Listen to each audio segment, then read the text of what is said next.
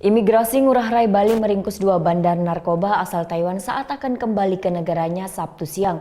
Kedua DPO ini diduga sebagai pemilik 70 kg sabu yang ditemukan aparat Polres Bandara Soekarno-Hatta di perumahan Arkadia di Batu Ceper, Tangerang awal pekan ini. Dua warga negara Taiwan, Yu Sai Chen dan Xiao Su Hung, diamankan petugas imigrasi saat akan berangkat ke negaranya melalui Bandara Ngurah Rai Denpasar Sabtu siang.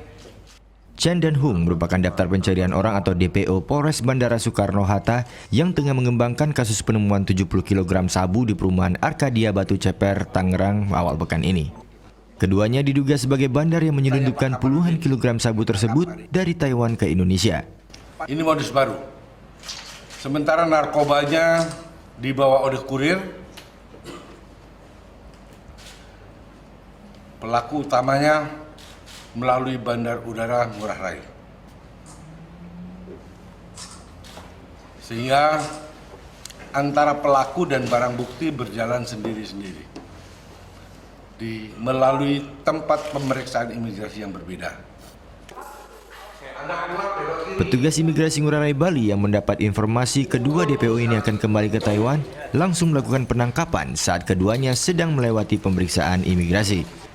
Keduanya sempat menolak dan mempertanyakan alasan penangkapan kepada petugas.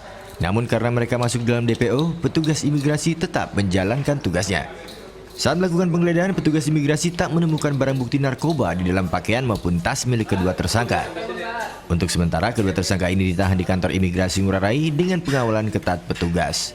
Setelah pemeriksaan dokumen rampung, imigrasi Ngurah Rai akan segera menyerahkan keduanya kepada aparat Polres Bandara Soekarno-Hatta.